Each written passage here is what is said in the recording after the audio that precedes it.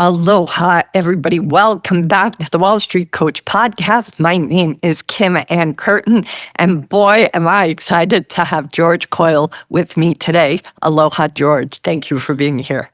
Aloha, Kim. I'm in rainy Ohio, despite my New York City background. So I wish I was in Hawaii there with you. You didn't give me the offer to fly out. Maybe next time. Really should have, George. And I will make up for that remiss and say the next interview we do in person here in Hawaii. How does that sound? That sounds, that'd be good. I've never been to Hawaii. I'd like to go sometime. I lived in the Virgin Islands for a few years, and I've been told they're very similar. But yeah, it'd be fun to come check out Hawaii, learn to surf, do something like that. So. I was thinking about you being in the U.S. Virgin Islands. Was it the British Virgin Islands? BVI? No, it was U.S. It was St. Thomas in the U.S. Okay. Yeah. And I thought about the mosquito bites, and I thought, well, at least they're not carrying dengue fever here, but I'm covered in 50 mosquito bites right now. So you are away from those. Yeah, I got dengue fever twice down there. Well, I wasn't about to get it a third time, so... I had always wondered why people move from, these beautiful climates to the Midwest where it's very cold in the winter and you live in the beautiful climates and you realize, whoa, the mosquitoes have diseases and there's lots of other little pesky parts of living in the islands. So anyway. There sure is. Well, for those of you who don't know George Coyle, some of you might be living under a rock. I would like to just give you a little formal background on George. He, of course, is the author of the new Market Wizards book, The Next Generation, that comes out in June. Today I'm recording October 30th, 2025, so just a few months away. But George is, in addition to this book, has already written a book which is free on Amazon, which we're going to point to also. He's also a money manager and a market strategist. And he's written works in addition to the new Market Wizards book is a free book, like I said, Principles of Great Traders. It's an ebook on traderprinciples.com. He's written multiple papers on successful traders, and he has an amazing Substack, which I'll put the links in, especially today's Substack was especially good. That also, you can sign up for his email. I read it before our call, George, and it was just an excellent piece. But George, you are an amazing writer. I'm a reader. I read a lot, and your writing is just so seamless, and I just thank you for it. So I can't wait to read the new book. Oh, thank you. Yeah. I guess I don't see myself as a writer so much as just a guy trying to clarify his thoughts and get them down on paper. And I try to adhere to, I think it was Elmore Leonard, the guy who wrote Get Shorty. And he said, the key to writing is think about the part that people will skip over and remove it. So it's excellent advice. Yeah. You do it all the time, George. And it's very rare to have that in writers, especially in the finance world. That to me is even more rare. So just reading your writing has been just an absolute pleasure for me because you seem to find this way to explain complicated things without jargon. What do you attribute that to? I don't know. It's skill set. I guess that's like you ask certain good traders, why are you a great trader? And I don't consider myself a great writer, I'm humble about it. But, I thought about that because I've been asked, how do you write like you do? And I guess I just think of something and then I put it down on paper and then I edit it. And if it doesn't sound like I want it to sound, I do it again and again and again. And then I also kind of stick to that Elmore Leonard advice and try to really simplify things down for myself. Over years and years of doing this, being involved in markets, I've sort of found complexity is almost always bad. And so I try to simplify things down to the core essentials. But I don't know, some people think that just like great trading could be a gift, great writing is a gift.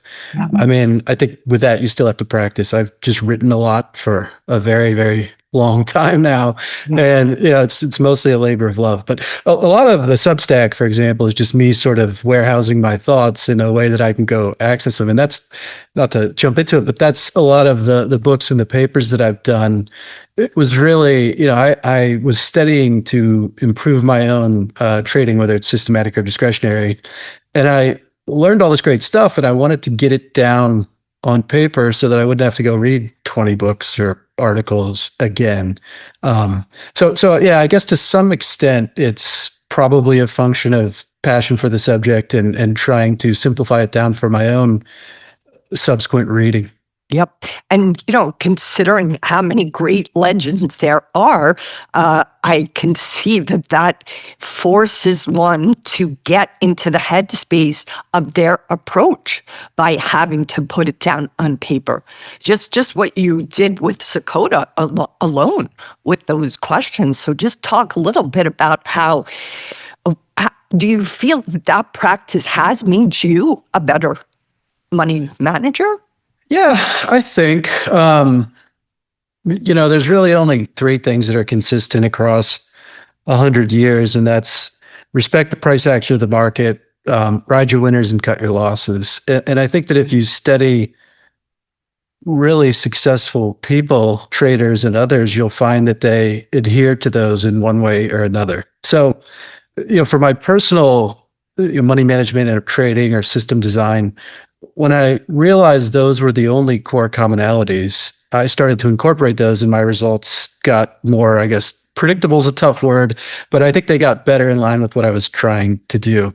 It's very interesting, actually. I took a matrix and I did, here's 25 or 30 of the greatest traders, and here's 25 or 30 different attributes that they talked about. And I'd say diversification, and everybody thinks, oh, diversification is the greatest. Ray Dalio calls it the holy grail. Mm-hmm. And then Stan Druckenmiller calls it the one of the stupidest ideas out there. That might not be verbatim, but the point is, there's very disparate views on what you should do with diversification. And that's really true of so many aspects of trading. People say, oh, you should buy the breakout. Other people say you should, buy when it pulls back. Oh, you should stop out at the low. Oh, you should stop out before the low. The only really three consistencies were respect the price action of the market, ride your winners and cut your losses. And so that was really and it's simple in a way, right? People want to hear, oh, well, if you use this moving average combined with this, you'll get the greatest results. But the true consistencies are those three elements. And I guess I kind of liken it to maybe like a stock car, right? They're all built on essentially the same frame. And then what goes after it, is unique to each car potentially. I don't know enough about stock cars to speak too knowledgeably, but the structure of most cars is about the same, right? And I think that's the key to me. Once I learned that those three pillars were there and started building around that, depending on my goals in the specific situation, all the results got a bit better. So, because of all your writing, and because of how I think really unique it is. I don't know anybody out there who's doing what you've been doing with regards to studying the great traders over time, beyond obviously Jack and what Jack's focus has been, but you have really just dug over the past 100 years. Do you feel that journey, just out of your own curiosity, is ultimately what has given you kind of this very different perspective, even to simplify it to those three? Yeah, I'm not sure I totally understand what you're asking, to be honest. But I guess I'll attempt an answer. And when I put that paper, the Principles of Great Traders paper, out into the world, I saw it one way. And to me, it was very clear. And then I had people come to me and say, oh, this is awesome. And they would have some interpretation of it that was different from my interpretation. And at first I was like, hey, I don't think you understood it the way I did. And I've subsequently been like, hey, whatever people get from it, let them get that from it, right? So maybe that answers your question, but I guess I've taken that wisdom and those lessons and they live in my head in a certain way in terms of just my understanding of it and implementation. And I don't think it's consistent across people. I mean, it definitely isn't because of some of the things people have said to me. So I think that maybe answers, is that what you were getting at? Or Yes, because I love that you've had that feedback and that you just allowed that feedback to sit by itself. I feel it's sort of that all of us live a life that sees the world a certain way. And it feels to me, because of your motive from the very start with the work you've done and the writing you've done and the inquiry, there's a curiosity about you with regards to all of these greats. And that feels like it can't help but color your ability to always see things that are different perhaps than others do, and to capture that so that other traders can see it, but most of all yourself. Yeah, I'm friends with a famous old trader who I don't want to name, but he believes that there's no such thing as objective truth because there's always subjectivity to it. And so, Yeah. in a sense, yes, I think people interpret the stuff different ways. But to me, I guess if you boil it down to those three core elements, it's fairly simple, but maybe it isn't to another person. I hope so. And I guess the other thing that's strange about trading is you can apply those rules to all kinds of different time frames and all kinds of different styles. There's a guy named Bruce Babcock who wrote a book called The Four Cardinal Principles of Trading, and he came to the same conclusions that I did 30, 40 years ago.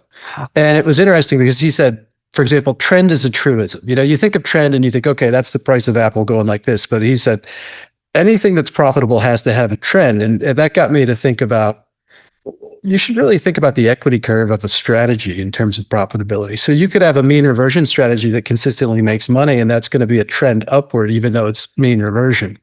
So yeah, it can get deep when you really think about it, but I guess I try to just keep it simple and take those three principles and implement them in ways that align with goals. And I think that's very important too, is, if you're not clear on what you want to do or accomplish, things can really become a disaster. And that's, I think, to me, like, I like systematic trading. I mean, there's pros and cons to every approach. But one of the nice things is it forces you to be very clear on what you're trying to capture, what your design does, how it works. And I think that logic extends well to discretionary trading. If I were to run a trading school, I'd probably start with, let's learn basic, systematic, robust trend following, because you'll learn the value of repetition. The principles are inherent to that strategy. You're looking at prices, you're following prices, you're riding winners and cutting losses.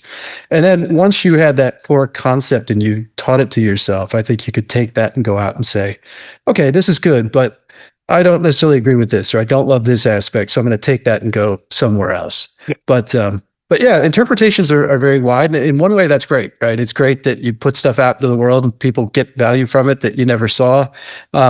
Sometimes it's a bit puzzling to me because I see it the way I see it, but yeah. Yeah.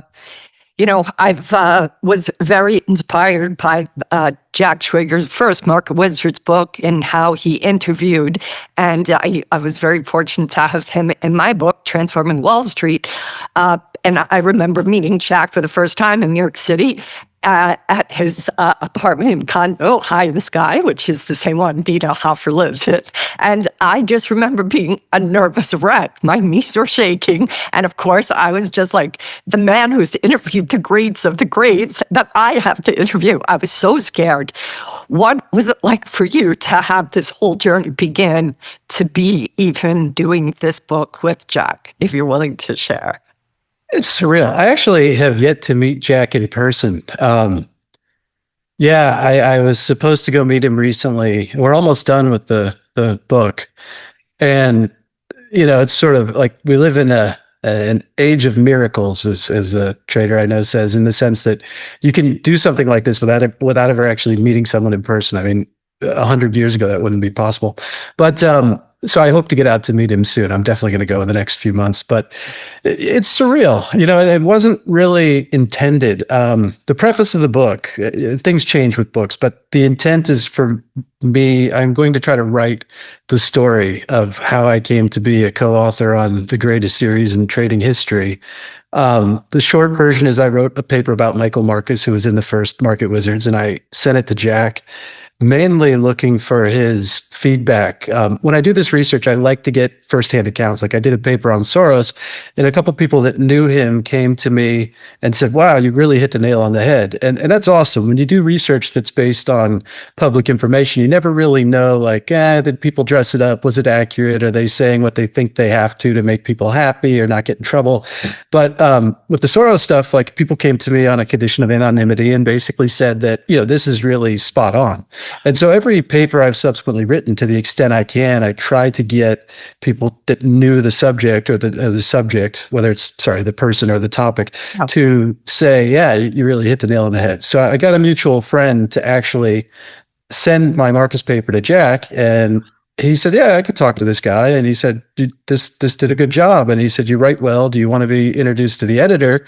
And I, bonehead that I can be, said, no, I'm good. I didn't have a good idea for a book, but I don't want to give the whole thing away. But ultimately, it evolved into this, and it was a bit surreal. It still is surreal. But one of the good things is, I think it was Unknown Market Wizards, where Jack's son Zachary was speaking, and he said that there's all these people with these dog-eared copies of the book who are just in awe when they meet Jack. And I have a dog-eared copy of the original Market Wizards, and I've actually bought each of them probably twice. Then I'll give them away and be like, oh, I forgot something, I wanted to read it again. But I had read them so many times that in one sense, it wasn't as hard as you might think, because I seem to have some ability to get into the writing style of different people. And having read those books so many times, you kind of have a sense of where it's going to go. Now, Jack might say, well, the first attempt that I did with a chapter was a bit of a disaster, but you learn things like the books are not actually, it's not like Jack says 5% of the work is the interview, 95% of the work comes after. And I don't know that I ever thought about it, but to the extent I thought about it, I just said, yeah, he just hits record, back in the day before we had AI transcription services and whatnot. And he just goes home and then he transcribes all that stuff. And that's so far from the truth, you can't even imagine. So it's been surreal and awesome. And it's great to be a part of such an amazing franchise and meet traders. And yeah, it's been awesome. And some days I wake up and I'm just like, this is bizarre, especially as we're approaching the book coming out, and people are like, oh, I want to talk to you about this and about that. And it's sort of like, wow, this is really happening. So I guess you'll have to ask me in 12 months and see how it goes. I will. Well, I'm certainly going to hope to have you back on when the book comes out, along with Jack. He's been on my podcast a couple of times. So, but I just wanted to really have this opportunity to put you in front of especially the traders that listen to me, because I know they're going to love your writing, not just in this new book, but all the writing you've already done. So I just wanted to have you on first because, I like to do that. And I like you so much, George. And we've been talking for a while now. And I've just always walked away from the conversations with you completely enamored by the storytelling. You're an excellent storyteller. So thanks. That's better than being a cure for insomnia. Definitely not that. One of the things I did want to ask you is, what do you feel is different, if anything? Obviously, the age of the next generation traders, but because of the series itself and most people having read them, what do you think will surprise readers with this new generation Market Wizards book? I guess if I've studied a lot of years of traders, and most people say avoid low price stocks, don't day trade, and don't go short. They say go short, but most famous money managers will say, well, if I had never gone short, I'd have been about even. And emotionally maybe better for wear. So one of the consistencies in the guys in this book, and it's not true of all of them, but a lot of them are shorting smaller cap stocks, stocks that are less than $10 a share, day trading them. And there's a multitude of reasons. I mean, the borrow costs have become high, but I'd say to me, that's probably one of the biggest things is, arguably, if somebody came to me and said, hey, I studied 100 years of the greatest traders, and what I took away is that you should short small cap stocks for no more than a few hours, I'd say, I think you might have read it backwards. Like you didn't, we got different interpretations. So yeah, it's, I think what's enabling these guys to generate returns that are allowing them to become market wizards is different than the aggregate lessons of history, if you will. Yep, that's such a great answer. What I'm very curious about how, because of my focus on the importance of being emotionally regulated and to our practicing tools that put a trader to a sense of neutrality, do you see that the younger cohort are able to neutralize emotionally better than those who are older? I don't know. I think emotions are so specific to the individual. I do plan to write in the book about sort of the more mentality side of things, and I think one of the consistencies is these guys, I think this is true of all wizards, is they believe in themselves, even when everything indicates that they should not. So let's say you started trading, Kim, and you wiped out your account 5 times, and your friends and family are like, you need to do something else. This isn't working. They just keep going. And that's, I guess, from the mentality side of it, there's something there that they just have this deep-seated belief in themselves that really, until they subsequently achieve success, isn't supported by anything. But that's one of the things that I've noticed. And, is that I don't know. Yeah, it's one of those things that I think we can't entirely understand, but I know it's there. Yeah. Yeah. Yeah, it is. Just having read all of Jack's books, I remember walking away from all of them thinking, God, these guys just had so much confidence that they could do this. They just knew it in spite of all evidence to the contrary. They just didn't quit. Yeah, and I think when you look at success anywhere, not just trading, but it's persistence is really a key. And I haven't done enough research on this. I'd like to, but if you look at certain people get, let's call it lucky out of the gate. They start at the right time and things go well. And again, I don't have a large enough sample size to definitively say that this is true, but I've kind of anecdotally noticed that a lot of times when people get lucky initially, when times get hard, they don't do as well as the person who struggled in the beginning. Yeah. And so I think that struggle and that perseverance and that persistence is what leads to success. And it's really just, kind of the mentality, I think, is I'm going to die trying. And that, yeah, I think you have to adopt that kind of mentality. Now, how does somebody get that in the face of all evidence to the contrary? I don't know. There's a famous film director, Werner Herzog, who's German guy. And apparently he was at a conference once and he was at a film festival. I forget what it was, whatever. He's on stage and there's 1,000 or 2,000 people in the audience. They're all booing and telling him that his movie is terrible. And he says, you are all wrong. And, I think it's that sort of just steadfast devotion and faith in yourself. The Marcus paper that I wrote that really led to this, I titled it Unshakable Faith because he had this unshakable faith in himself that he could do it no matter what. And is that a byproduct of just who he was? Is it nature or nurture? I don't know. I think those are things that would probably be better fodder for a trained psychologist, but it's there. It's definitely there. Yeah.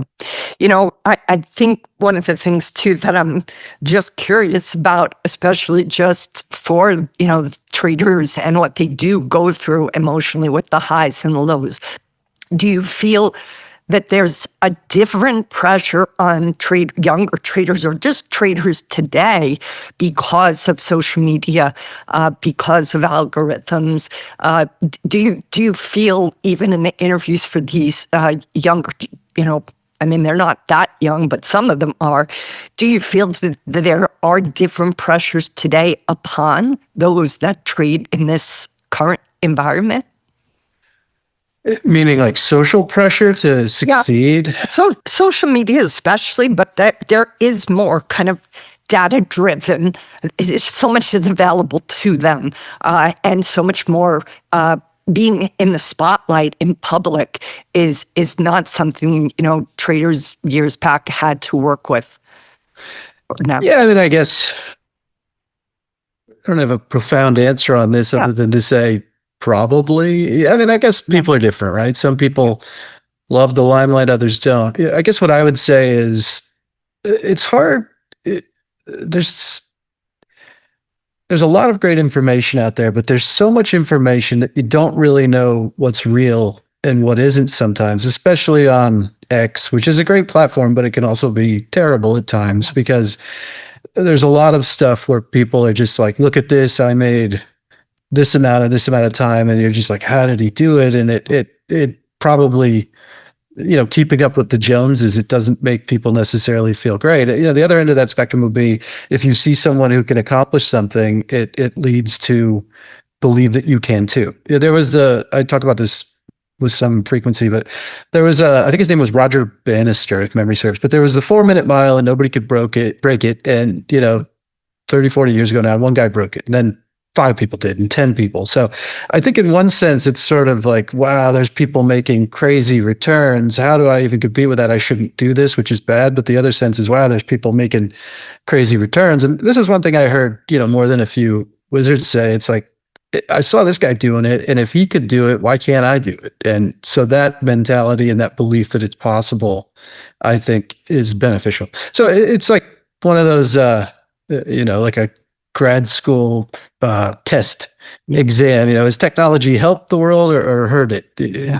We can argue either way, but I do think it can be difficult because sifting through and finding what's real and what isn't, that's the hard part. And I'm on X routinely and I follow stuff, and I think, boy, I would have a really, really hard time trying to figure out what's real and what isn't if I was just starting out. Yeah. And I mean, I've been doing in the markets for 20, almost 25 years now. I'm getting old, but so I've, unfortunately, or for better or worse, I think some of this is what enabled me to write the book and co-author with Jack.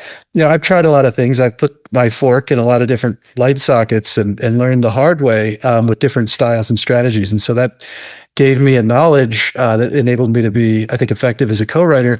But it also sort of taught me, this doesn't work, and this just doesn't work, period, or this doesn't work for me, or some combination thereof. So yeah, I don't know. I guess I'd say start with the Wizards books if you're looking for a source of truth, and you can read the free stuff I've put out. And the Principles book is, I really do think it comes down to those 3 core elements. Because truthfully, like if we go back and say, what's different about these guys from the last century, even though they're often shorting small caps for just a day, they are still adhering to the principles. They're respecting the price action of the market. They're riding their winners and cutting their losses. And they say price action is fractal. So you can see a breakout on a 5-minute chart or a 5-day chart, right? It doesn't matter.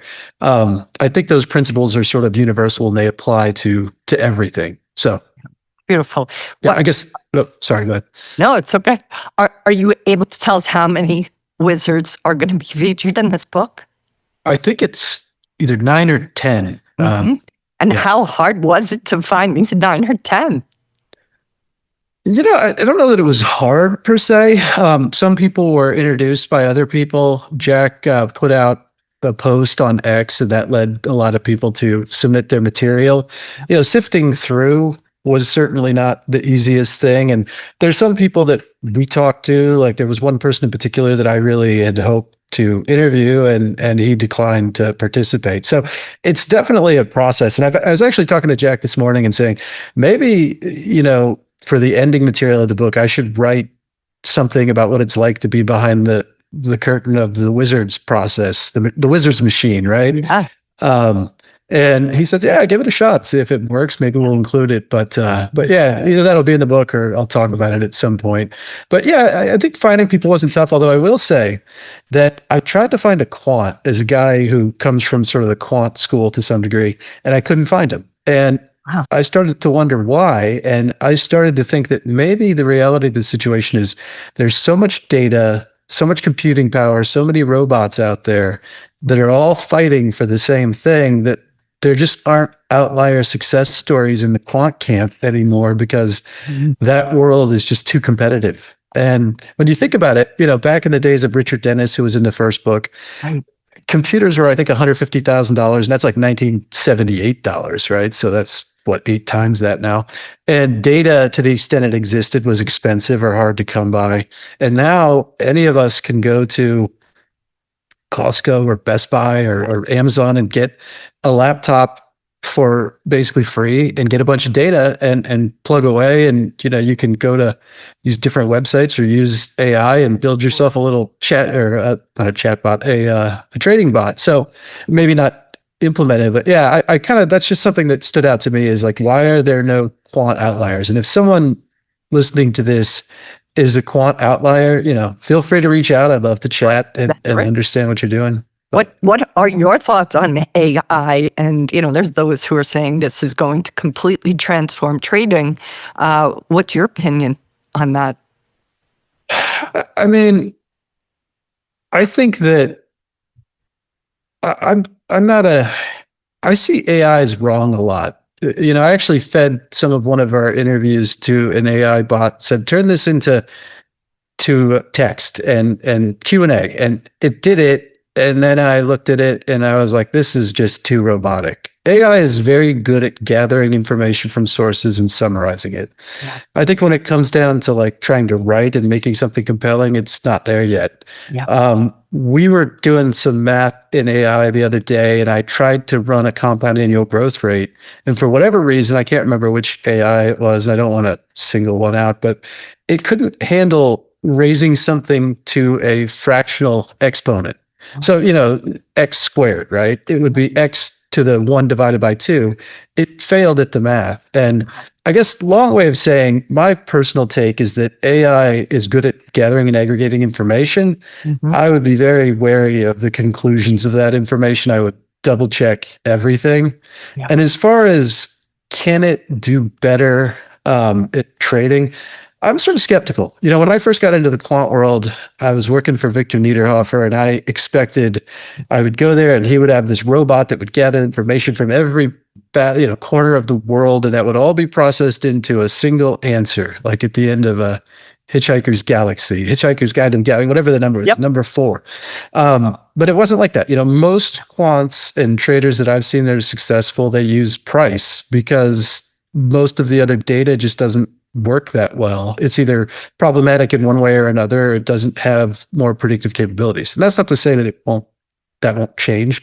But I guess from what I've seen, I think that AI will probably wind up being great for people that want to sell stuff to people that think that complexity is the answer to trading. But until I see it proven, I kind of doubt it. Actually, Ken Griffin of Citadel, he got interviewed somewhere recently and he said AI, it's not going to add to alpha in any meaningful way, at least without human input. And there's a guy, I think his name is Alex Gerko. I think he's a London-based guy who runs a trading company, but it was really funny. He said, maybe you should upgrade to the paid version, or however he said it, and I kind of laughed. So it's like, oh, if you use the paid version, the professional version, then it would get alpha. But if a guy like Ken Griffin's saying he doesn't think it's going to result in alpha, I mean, he probably knows way more than I do. And I guess from everything I've seen, it's kind of like machine learning, right? People say, oh, machine learning, it's going to build these bots, they're going to be amazing. But then if you've been a quant and you look at it, there's so much over optimization that goes on there. And the big thing with quant is if this is your look back window, no matter how many ways you slice and dice it, walk forward optimizations, not to put everybody to sleep, if the future doesn't look like the past, you can get into very serious trouble. And from what I've seen with AI, and I haven't seen all of it, or machine learning, it's risky because it's basically an over optimization engine.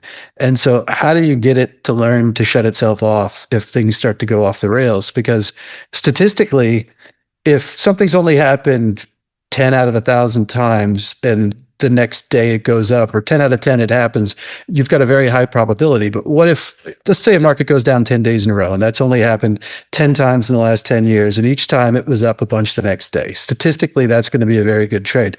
If it keeps dropping, what do you do? Because the statistics keep getting better, right? So I guess I would be wary of, what's the Warren Buffett line? Like, be wary of nerds with computers or something like that. So. because of your interning for Victor Niederhofer, who I've been very fortunate to know, just tell us a little bit about your time with him, especially just some of the notes you had sent me that I was I was laughing hilariously over, was his dislike of air conditioner as Oh love yeah. on Broadway musicals. I think I just love how quirky Victor is. And I would love to just have you share a little bit about that time working with him. I think Victor's great.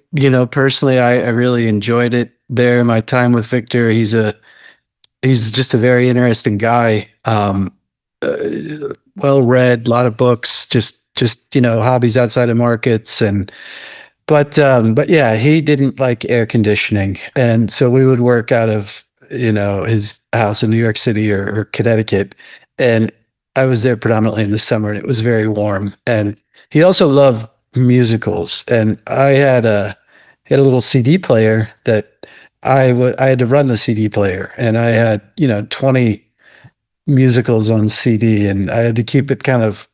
I mean, if it stopped, it wasn't. He's like, "What's going on?" But it would keep them playing, and so I could probably sing along with about 20 different musicals, because after several months of 100-degree heat, where you're listening to Chorus Line or Company or South Pacific, yeah, you just you Oklahoma.